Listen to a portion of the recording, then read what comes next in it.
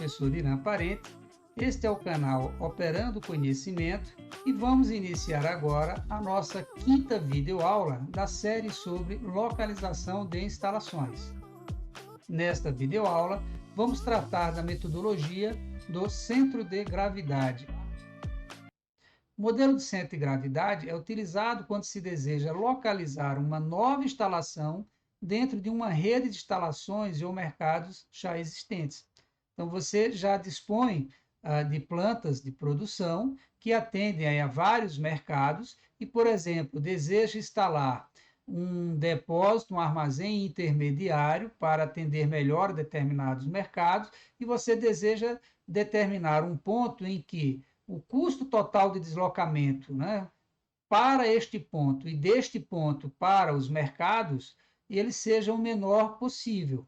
E, neste caso, nós consideramos as variáveis, né? A localização das instalações e dos mercados já existentes, o volume de bens e serviços movimentados entre eles, entre os pontos de fornecimento e os pontos de consumo, e o custo de transporte.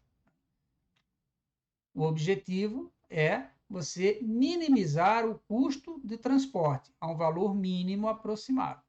Então, a definição dada pelo modelo, né? Então, dado uma configuração de instalações e mercados pela qual circulam certos volumes de mercadorias ou intensidade de serviços, o centro de gravidade é a localização tal que é mínima a distância total ponderada entre a localização procurada e as outras instalações e mercados.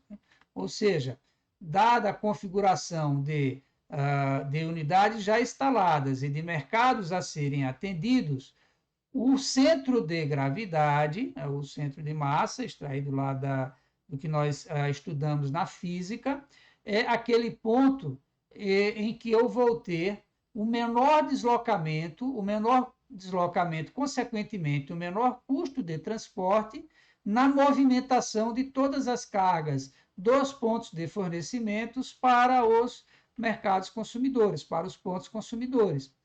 Os passos para a utilização do modelo de centro de gravidade. Então, inicialmente, conhecer todas as coordenadas horizontais e verticais de cada uma das instalações e ou mercados já existentes.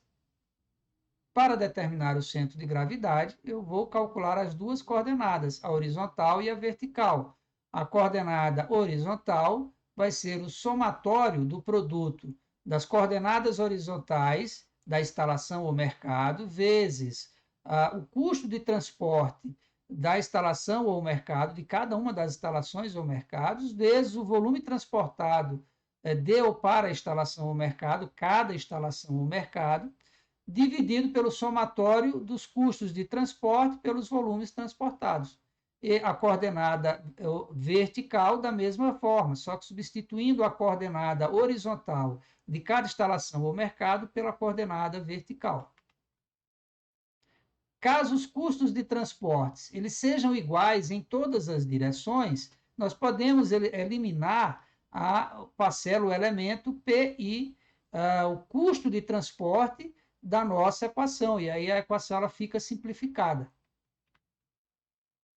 Vamos resolver o exercício 7.4 do livro do Moreira. Então, a Farcol, Fábrica de Artigos de Couro S.A., está planejando construir um armazém de distribuição para atender a parcela parcial do seu mercado, que toma parte dos estados de São Paulo, Paraná e Minas. As orientações desses mercados podem ser bem caracterizadas pelas cidades de São José do Rio Preto, São Paulo, Ribeirão Preto, Curitiba e Belo Horizonte, cujas coordenadas relativas estão mostradas na figura 7.2. Então, nós vamos ter na figura as coordenadas horizontal e vertical de cada um desses mercados. E há duas fábricas, uma em Bauru, em São Paulo, e outra em Londrina, no Paraná, que tem de atender a todos esses mercados. A Farcol define uma unidade padrão de seus produtos, que nada mais é do que o coeficiente do faturamento previsto dividido pelo preço médio dos produtos, sendo este último uma média entre os preços dos diferentes produtos, ponderado pelas quantidades vendidas no ano anterior. Prevê-se para 1993 uma demanda total de 220 mil unidades para os citados mercados. sendo que a fábrica de Bauru ela será responsável por produzir 120 mil unidades e de Londrina por 100 mil unidades. As demandas específicas de cada mercado são as seguintes, então vai ser apresentado as demandas. Então nós temos as coordenadas horizontais e verticais de cada mercado e de cada uma das duas plantas. Nós temos o volume que vai ser produzido em cada uma das duas plantas e pretendemos determinar, através do método centro de gravidade, a melhor localização para instalar um armazém de distribuição. Então, essa é a configuração do nosso exercício. Né?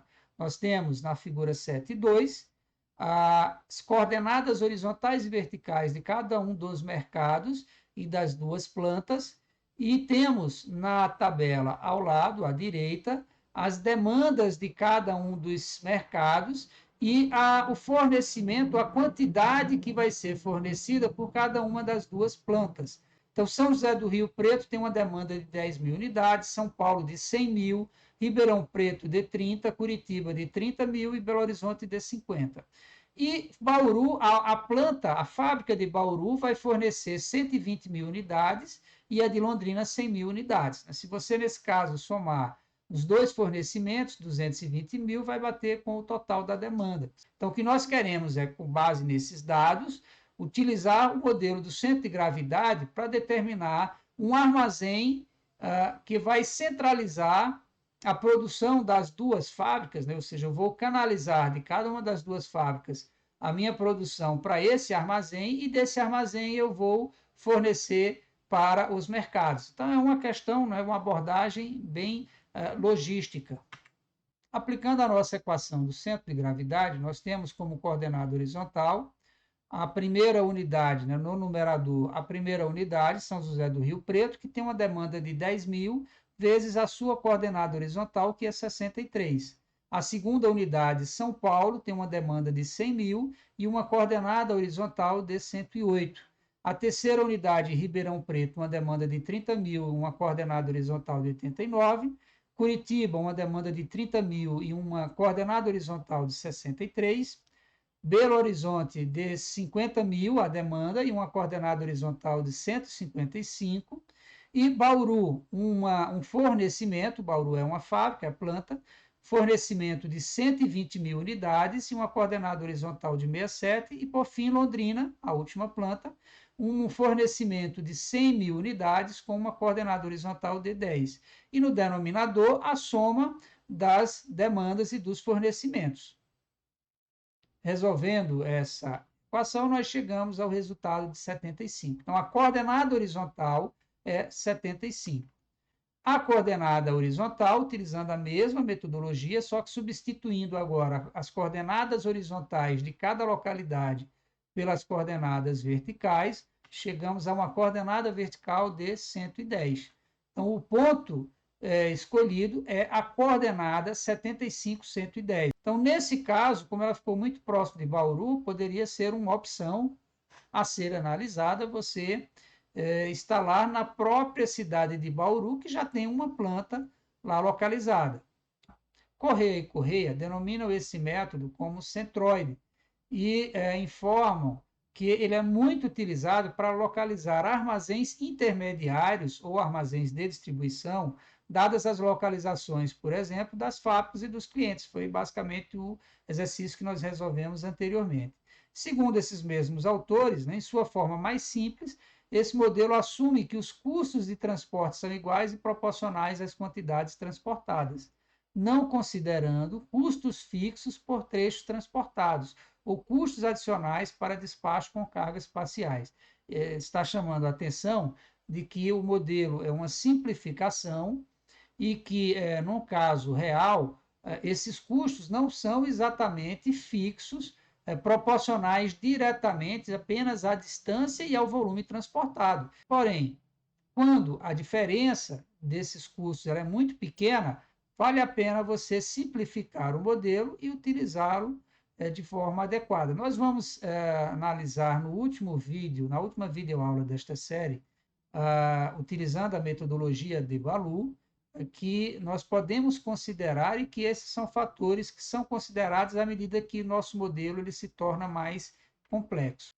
Vamos agora resolver um exemplo extraído de Correia e Correia, onde desejamos localizar um armazém intermediário entre a fábrica e os distribuidores independentes para que os custos de transporte sejam mínimos. Os dados: uma fábrica em São Paulo, posição aproximada 630-330, as coordenadas horizontal e vertical, e 4 distribuidores: Presidente Venceslau, as coordenadas 120-510, Bauru, 410 e 470, as coordenadas, Franca, as coordenadas 590 e 650, e São José dos Campos, posição aproximada dada pelas coordenadas 720 e 350. As quantidades despachadas da fábrica para cada distribuidor estão dadas na tabela. A coordenada horizontal vai ser dada pela coordenada horizontal de cada um dos pontos de fornecimento ou mercado, vezes a carga que vai ser transportada de ou para cada um dos mercados, dividido pelo somatório dessas cargas. Neste exemplo, nós teríamos aproximadamente a coordenada 560. E para a coordenada vertical, nós teríamos, a mesma situação, só que substituindo as coordenadas horizontais pelas verticais. Então, para São Paulo, a coordenada horizontal foi 630, a vertical é 330. E assim procedemos para as demais localidades e chegamos a uma coordenada aproximadamente de 403. Então, nós temos, esse seria o ponto ideal, o centro de gravidade para a instalação de um armazém, as coordenadas 560 e 403. Vamos resolver o exemplo a seguir de Martins e Laudemi, em que nós temos na tabela as distâncias horizontais e verticais de pontos de fornecimento, MP, matéria-prima, e os pontos de os mercados consumidores, representados por PA.